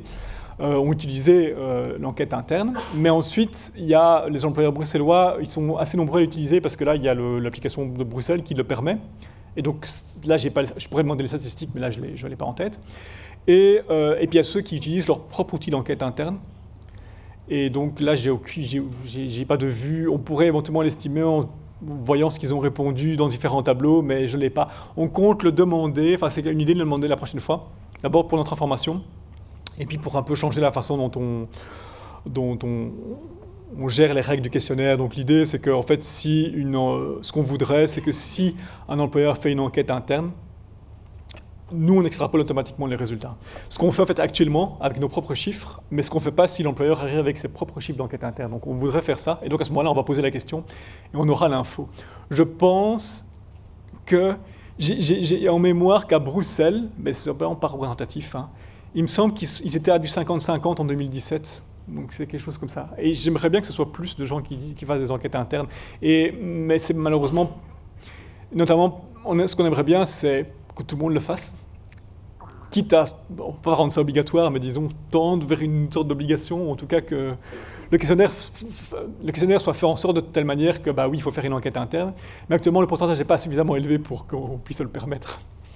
Voilà. Parce que parfois, ce qui serait même intéressant, c'est de voir, il y a des employeurs qui vont peut-être dire, bah, je mets en place une indemnité vélo, et puis alors, la réceptivité, entre guillemets, au niveau des employés va peut-être être que 10% peut-être des employés ne sont même pas au courant que cette indemnité est possible. Enfin, voilà, ce serait aussi intéressant, après on ne va pas aller trop loin, mais voilà, parfois il y a un écart aussi entre ce qui est mis en place et la perception ou la réception dans les grosses boîtes. Enfin, moi je travaille à la ville de Liège, mais parfois on voit que ça percole moins au niveau de certains services décentrés ou autres. Voilà, c'est une autre info. Mais non, mais c'est vrai. Et là, on a envie de poser plein de questions quand on fait une enquête interne. Quand l'entreprise le fait avec ses propres outils, oui, elle peut poser toutes les questions qu'elle veut. C'est déjà un choix pas facile à faire. Évidemment, nous, si on fait quelque chose au niveau national, oui, là, je suis déjà assez impressionné parce qu'on a déjà fait un questionnaire qui est assez long pour le travailleur. Et donc, j'étais assez content que l'énorme majorité des employeurs qui ont utilisé notre outil ont accepté de poser toutes les questions à tout le monde. Alors que je me disais, oui, c'est quand même chaque fois 2-3 minutes à répondre, il y a peut-être des travailleurs qui ne voudront pas. Donc je trouve ça déjà bien, mais il y a toujours une limite. Il y a un moment où on est obligé de rester à des choses assez basiques. Mais par contre, pour un employeur, quand vous avez une politique de mobilité et que vous vous posez des questions vraiment très précises, oui, c'est bien de pouvoir les poser. Hein. Surtout quand il y a une question vraiment liée à un problème vraiment précis et particulier. Hein. Je trouve que c'est ça qui est intéressant. Hein. Nous, si on fait des questions évidemment au niveau national, on ne pourrait pas poser ce genre de questions au niveau national. Par contre, vous pouvez le faire, certainement. Et si je peux deux petites questions par rapport au slide 52. Et alors, la dernière mesure qui était proposée par rapport au cumul des indemnités. Chaque fois, la question peut être comprise dans deux sens. Ouais. Est-ce que c'est pour le même trajet, auquel cas c'est obligatoire, si j'ai bien, ou si c'est pour des trajets différents et auquel cas il y a un remboursement de la... Oui, c'est une bonne question, je dois vérifier. Alors, ce formulaire est fait en grande concertation avec les partenaires sociaux, donc il y a énormément de discussions sur quels mots on va utiliser, quelles phrases on va utiliser. J'ai la même remarque que vous. Et malheureusement, en fait, les mesures autres sont souvent juste pas assez claires pour que nous, on puisse vraiment faire quelque chose. Parce que l'interprétation va être différente. Et oui, Parce que, pour voir si c'est pour le même trajet, c'est obligatoire de pouvoir cumuler de remboursements, genre vélo et train. C'est juste? Ou dites-moi, je suis moins expert que vous. Non? C'est pas... Pour le... Oui. Oui, c'est ça. Donc, c'est ça, c'est pas obligatoire, c'est permis, d'accord. Tandis que si c'est vraiment la multimodalité du style, je rembourse le lundi, je suis venu en vélo, demain, je prends le transport en commun, mercredi, je vais venir en voiture et que je suis remboursé, on va dire, des deux premiers, vélo et transport en commun. Là, ce serait super intéressant parce que si vraiment il y a 42% des entreprises qui le font... Normalement, c'est plutôt dans ce sensens-là. Ah oui, le problème, c'est que la façon dont est faite la phrase, à moins de faire un paragraphe complet qui explique, on ne s'en sortira pas parce que il faut imaginer, vous êtes intéressé par la mobilité, donc vous connaissez les règles, ou en grande partie les règles, et donc vous réfléchissez à ça. Mais on a ensuite plein d'autres employeurs qui sont juste pas actifs. Il faut imaginer qu'on a des écoles, par exemple, vraiment autre chose à faire que remplir ça en détail. Et donc, ils vont lire les phrases, et comme vous, si vous remplissez un questionnaire en ligne, vous n'allez pas réfléchir 10 ans. Et donc, ils peuvent simplement comprendre par oui, j'offre une indemnité vélo, et en même temps, je rembourse à d'autres personnes les transports publics. Et c'est clairement pas ça qu'on veut, mais ils risquent de le cocher quand même. Et donc là, malheureusement, j'ai pas de solution, à part faire un questionnaire interminable.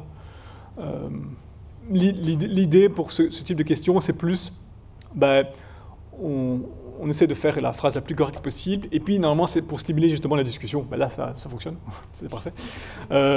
Plus que faire des statistiques au niveau national, parce que de toute façon, c'est pas ça. Là, c'est pas vraiment pas notre objectif. Bonjour.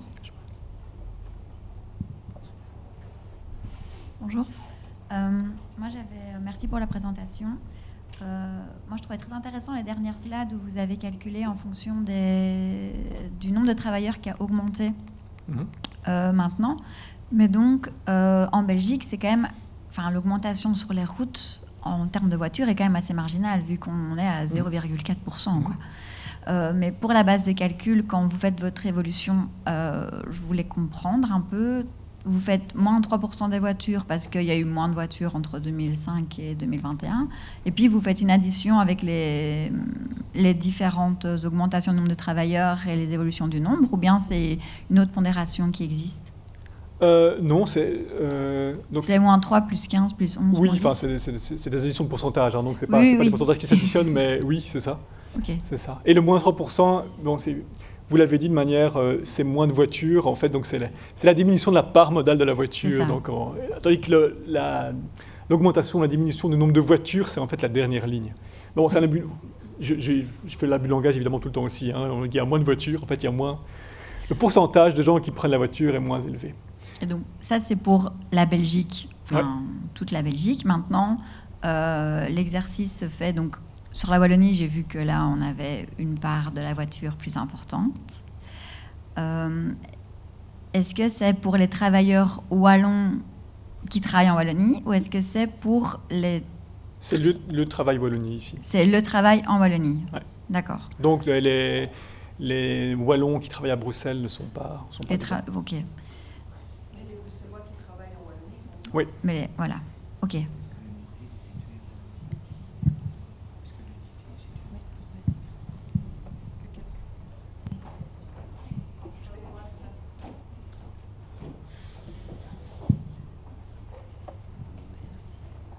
Bonjour, merci pour la présentation. Moi, j'aurais une question par rapport aux données. Est-ce que derrière toutes ces données, vous avez des informations sur les tranches d'âge qui sont concernées? Alors, dans le questionnaire employeur, non. Parce que là, c'est vraiment pas possible à faire. Par contre, pour les employeurs qui ont fait une enquête interne avec un autre outil, là, on demandait, donc chaque travailleur a rempli une tranche d'âge. On a juste demandé, oui, avec 3 tranches d'âge, donc on n'a pas été plus loin, parce que c'est un petit peu compliqué. Donc là, on a l'info. Et donc, ouais, comme je l'ai dit, on va sortir un rapport avec ces statistiques, mais d'abord, ces statistiques ne sont vraiment pas représentatives parce que c'est uniquement les employeurs qui ont utilisé l'outil d'enquête interne, et donc là, ceux-là ne sont vraiment pas représentatifs de l'ensemble des employeurs belges. Donc, de plus que la répartition modale, donc la façon dont les gens se déplacent parmi cet ensemble-là, n'est pas la même que celle que j'ai montrée. Donc, au niveau présentation des résultats, ça ne va pas être facile pour nous d'expliquer ça. Mais donc oui, à ce moment-là, on a l'info. Alors après, ça dépend ce que vous voulez savoir, mais ce type d'info existe aussi dans d'autres enquêtes. Donc si le but est d'avoir la répartition modale, dans la façon dont les gens se déplacent par tranche d'âge, on a d'autres enquêtes faites sur des échantillons plus faibles au niveau belge qui répondent à la question. Donc ça marche aussi. Maintenant, si le but est de faire, d'avoir des données très précises ou de travailler dans une entreprise en fonction de l'âge, là évidemment, il faut une enquête interne. N'hésitez pas à me contacter si... Ok, merci. Si vous avez des questions là-dessus.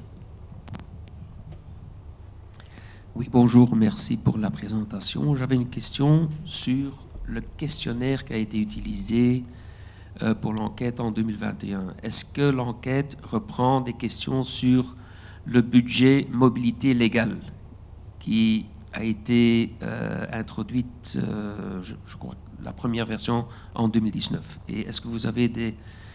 Et si oui, est-ce qu'il y a des réponses à ce sujet? Dans quelle mesure des employeurs ont implémenté ce budget mobilité légale? Alors merci. Oui, on pose la question. Alors on pose la question déjà depuis un certain temps. Avant, quand c'était pas légal, on parlait d'équivalent de budget mobilité. Même si, voilà. Maintenant, on cite même la loi. Mais malheureusement, ça ne suffit pas pour que l'ensemble des employeurs comprennent ce que c'est. Donc voilà, pour ceux qui connaissent, ils savent s'ils le mettent en place ou pas. Mais on a trop d'employeurs, enfin il me semble, on a trop d'employeurs qui, budget mobilité, ils imaginent, enfin c'est peut-être quelque chose qu'ils font, mais sans vraiment suivre la loi, ils font peut-être un truc équivalent, et ils cochent la case, même si en fait c'est pas le vrai budget mobilité au sens de la loi fédérale. Et donc on ne montre pas ces résultats parce que c'est juste que si vous voulez des statistiques sur l'utilisation du budget mobilité, il faut aller voir l'ASP Finance. Et eux doivent avoir les statistiques. Voilà.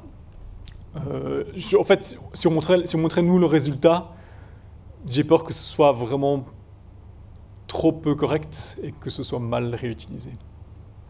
Et là non plus, j'ai pas vraiment de solution parce que il n'y a rien à faire. Il y a 10 000 personnes qui doivent, enfin 4 000 employeurs qui doivent répondre à l'enquête, à ce questionnaire. Et donc, bah oui, si on ne sait pas ce que c'est le budget mobilité, on peut cocher de façon erronée.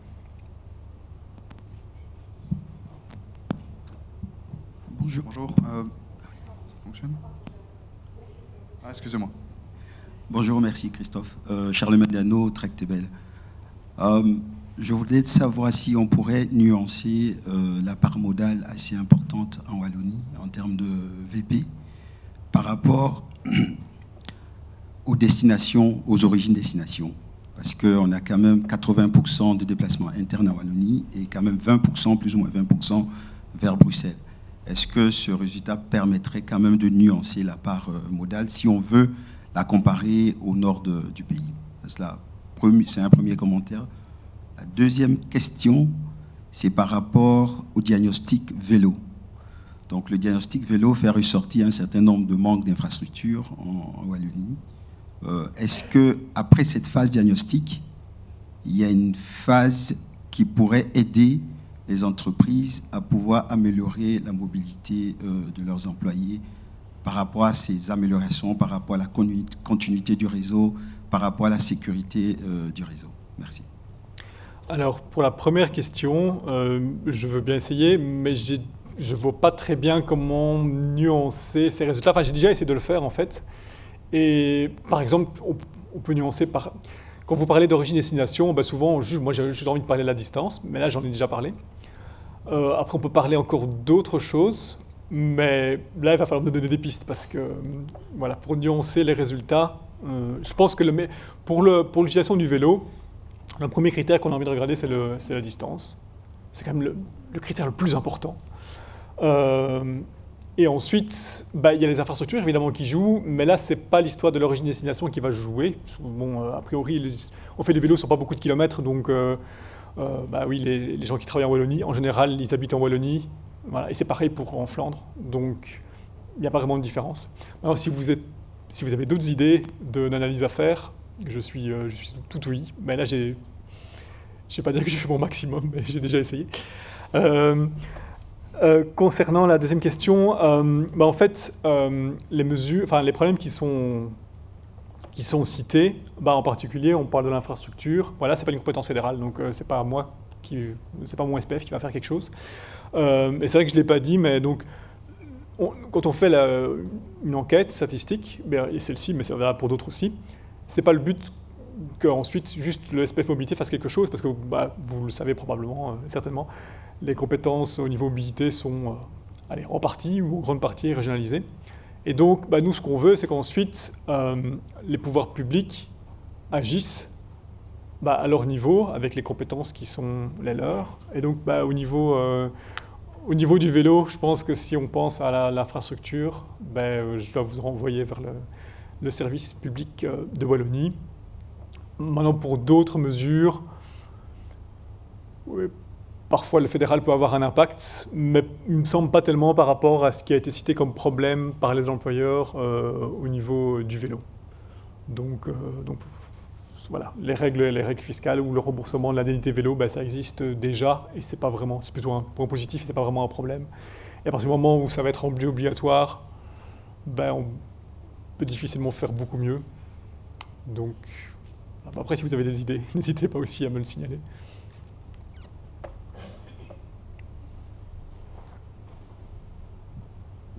Bonjour, merci pour la présentation. Donc j'ai moi une question au niveau de la fréquence. Donc vous ne tenez pas du tout compte de la fréquence puisqu'on a décidé de faire l'enquête en fonction du moyen principal en termes de temps et de distance. Je pense qu'on est dans une évolution multimodale où on essaye que les gens déjà combinent plusieurs moyens de transport, ce qui est donc du coup j'ai l'impression tout à fait omis dans cette enquête. Et alors on a aussi quand même en termes de fréquence par semaine, par exemple. Vous allez avoir, comme monsieur disait, les gens qui vont chercher aux enfants, c'est peut-être pas tous les jours. Vous avez la météo qui va jouer énormément. Vous avez aussi la saison. On va aller beaucoup plus en vélo en été. On est en pleine transition et quelque part, est-ce que tenir compte de cette fréquence ne permettrait pas de mieux refléter cette évolution qu'on vise, peut-être aussi d'encourager. Voilà, est-ce que cette notion de fréquence, vous pensez l'inclure dans les prochaines enquêtes ou pas? Oui, donc effectivement c'est super important. Donc il y a la fréquence, il y a aussi donc ce qui échappe en grande partie, c'est aussi là simplement la combinaison de modes sur le même trajet. Hein, donc ça aussi. Donc le mode de déplacement pour se rendre à la gare, on ne l'a pas ou très peu. C'est des informations qui sont super importantes. Mais ici, cette enquête est juste pas appropriée parce que, enfin, à moins de changer vraiment fondamentalement la façon de travailler, parce que pour avoir ces infos, il faut des enquêtes internes. Il faut interroger le travailleur. C'est pas l'entreprise ne peut pas répondre. Bon, jusqu'à présent, personne n'a encore posé la question, mais je pensais que ça allait venir. Mais on a la distinction entre vélo électrique et pas vélo électrique. J'en ai pas parlé, juste parce que l'employeur, il sait s'il donne une indemnité vélo à son travailleur, il ne sait pas quel type de vélo c'est, sauf lui poser la question. Et c'est pour ça que dans notre formulaire, on se limite à certaines choses. De toute façon, si on a des résultats pour 1,6 million de travailleurs, ça ne peut être que des résultats pas très détaillés par travailleur. Alors, il y a une réponse à ça qui est, il faut que chaque employeur fasse des enquêtes internes et qu'on interroge tous les travailleurs, et là on peut faire ce genre de stats. Ça c'est l'idéal, mais bon, jusqu'à présent, on n'est pas vraiment prêt à y arriver.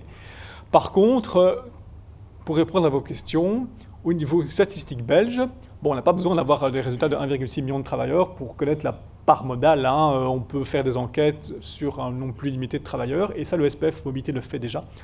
Donc, sur notre site, vous pouvez trouver, donc ça s'appelle les enquêtes BIMOB, B-E-M-O-B, et via Google, vous allez tomber dessus, et vous avez un rapport sur les déplacements domicile-travail en 2019-2020, où là, on analyse les modes de déplacement, surtout l'ensemble des modes utilisés dans la chaîne, et aussi la fréquence des chaînes. Enfin, donc on demande la chaîne de déplacement, la chaîne de mode la plus fréquente, et puis on demande également les autres. C'est un casse-tête. Hein.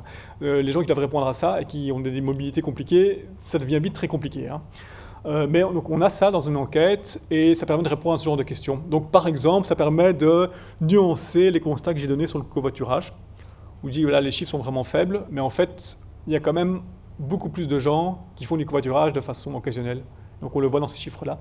Et on va refaire, c'est ma collègue Anne-Hélène qui est là, qui va, cette année-ci, refaire cette enquête, republier un rapport sur ces résultats. C'est ça, merci. Et donc les personnes interrogées là, donc et là, c'est une enquête. Là, c'est à ce moment-là, c'est une enquête sur un panel de gens représentatifs online. Donc, c'est 2000 personnes ou 3000 personnes qui sont interrogées. Donc, ça permet d'avoir des résultats au niveau belge, au niveau wallon éventuellement, mais évidemment pas précis comme on l'a ici. Maintenant, ce qui, pour moi, répond bien à la question, parce que c'est des chiffres qu'on n'a pas du tout. Hein. Donc, si vous voulez connaître, ici, je vais plutôt parler d'intermodalité, hein, mais le pourcentage de gens qui utilisent le vélo pour se rendre à la gare, je suis content d'avoir une estimation à 2-3% près, c'est déjà pas mal. Hein. Oui, j'imagine que c'est représentatif. Maintenant, ici, l'enquête fédérale, donc c'est une obligation, donc, si j'ai bien compris, pour les entreprises de plus de 100 personnes, et si elles ont différentes structures, c'est les structures de plus de 30 personnes qui sont tenues en compte, c'est ça? Oui.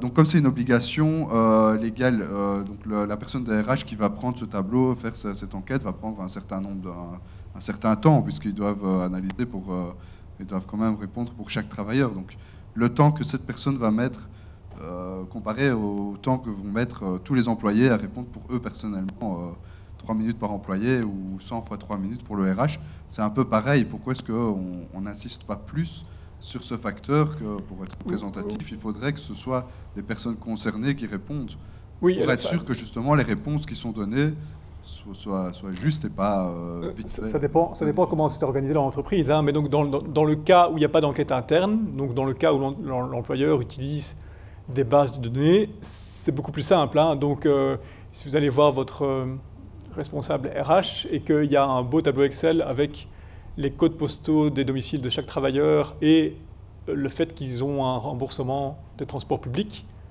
vous avez peut-être 2000 personnes sur votre site et vous faites ça en 5 minutes de calcul. Hein. Donc là, c'est quand même beaucoup plus simple à ce moment-là que de faire... On n'a pas de domicile travail en voiture, justement, dans ces données-là, RH, il n'y a plus de remboursement. C'est déjà une grosse part qui manque. Non, mais à ce moment-là, alors il faudrait demander aux employeurs comment ils font, mais il peut y avoir d'autres informations où ça peut être des hypothèses. À partir du moment où on a le vélo, les transports publics, en fait il ne reste plus grand-chose à part ça. Et donc il reste la voiture, éventuellement la marche. Et a priori la marche, bon, on peut le savoir. Effectivement, il y a des hypothèses qui doivent être prises. Il peut y avoir, ça peut être simplement, on sait quelles places de parking sont utilisées. Mais je suis d'accord, hein. Je suis d'accord sur le fait que c'est mieux de faire des enquêtes internes. Mais actuellement, il y a un certain nombre, surtout les grands employeurs, plus dans le privé, qui font ça de manière complète, avec des résultats qui sont bons, crédibles. Alors, est-ce que c'est parfait? Non. Une enquête n'est pas parfaite non plus. Hein. Une enquête, on doit essayer d'interroger un échantillon représentatif de ces travailleurs, ce qui n'est pas toujours simple. Il y a des travailleurs qui n'ont pas accès à un PC. Il y a un risque, on interroge uniquement les gens qui sont plus motivés. Enfin bref, ce n'est pas parfait non plus. Hein. Là, la Fédération Wallonie-Bruxelles, c'est impossible. Une enquête interne, c'est voilà. Pas possible. On va s'y organiser pour ça, on est trop gros. Déjà avec l'enquête diagnostic mobilité, j'ai eu un mal de fou. Oui, vous faites partie un peu des employeurs pour lesquels c'est le plus difficile. Les grands employeurs publics avec beaucoup de sites, c'est... Oui, c'était une remarque vite fait. Hein. Mais du coup, oui, on est en difficulté dans ce genre de situation d'enquête, alors qu'on se déplace beaucoup, donc on doit être une grosse part des déplacements sur le territoire, l'air de rien. Donc, qu'est-ce qu'on peut mettre en place pour faciliter pour les pouvoirs publics la prochaine fois Alors... Bon, il ne faudra pas hésiter à me contacter. Hein, oui. Voilà, ne faites pas ça dans votre coin sans nous contacter, on peut vous aider.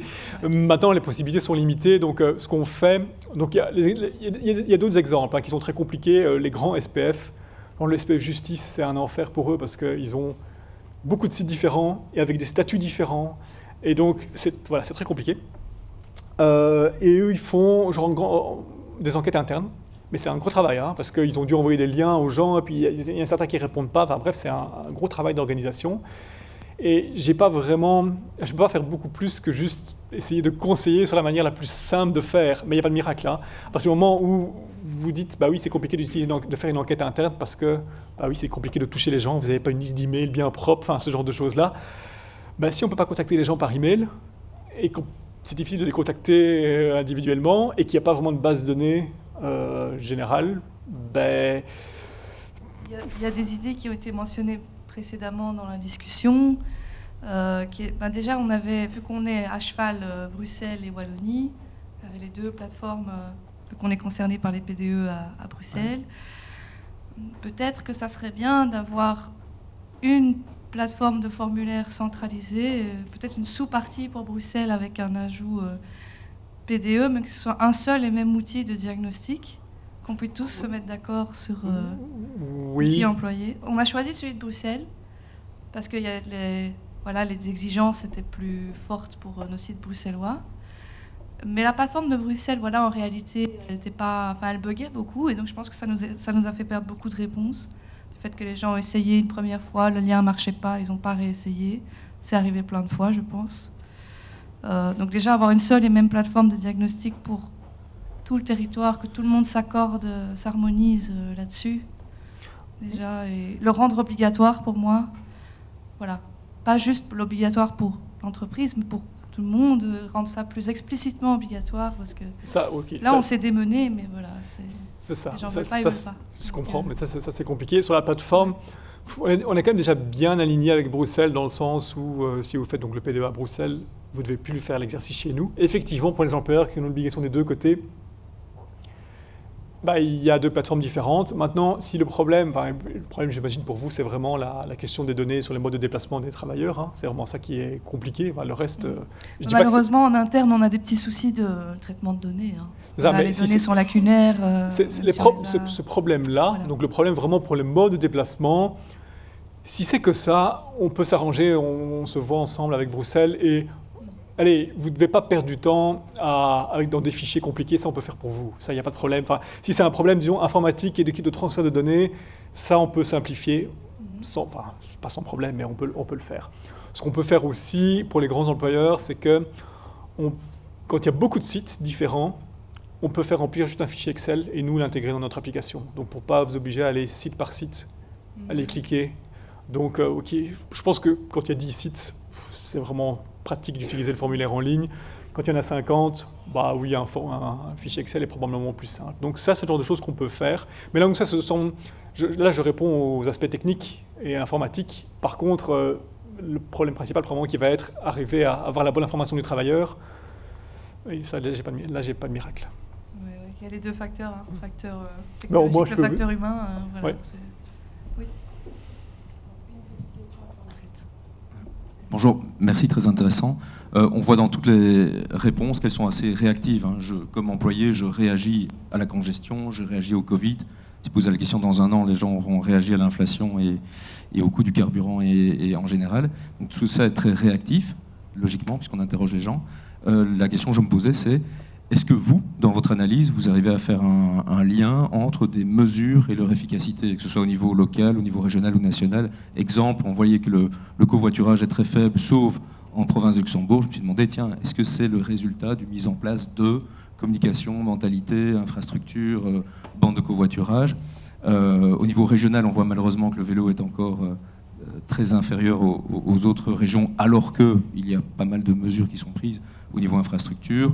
Au niveau national, mais là la question a déjà été posée par rapport au budget de mobilité, par rapport à Cash for Cars. Bref, qu'est-ce qui fonctionne le mieux? Vous parlez de mesures politiques, hein, enfin, oui, des pouvoirs publics. Hein, à tout niveau, incitant, primes, communication, application. C'est vraiment compliqué à faire parce qu'il faut faire le lien au niveau statistique entre une mesure prise et quelque chose. Et donc, déjà, nous, on fait l'exercice pour les mesures des entreprises parce que là, on a vraiment une information précise parce que chaque employeur répond. Et déjà là, se pose des questions juste statistiques, à quel point c'est fiable. Si on voulait faire ça au niveau d'une mesure politique, là, il faut un exercice de type universitaire ou spécialisé qui ferait une analyse centrée sur une mesure en particulier. Et je pense que faire ça de manière structurelle n'est pas vraiment possible. Enfin, sauf si vous me donnez un exemple, hein, je vais bien toujours essayer. Hein. Mais ça, c'est vraiment compliqué. Ce nous, on va faire au niveau... à moins qu'on me sollicite, hein, mais on peut faire quelque chose qui est structurel au sens où on va avoir des statistiques. On va avoir des statistiques générales et puis on va les croiser avec nos résultats. Par contre, si on commence par exemple pour les infrastructures, il me faut quelque chose qui me permette de croiser avec les résultats de l'enquête. Hein. Donc ça, c'est un petit peu compliqué. Ça n'existe pas. Il faudrait un indicateur ou il faudrait quelque chose. Maintenant, si vous voulez analyser, je sais pas moi, la politique de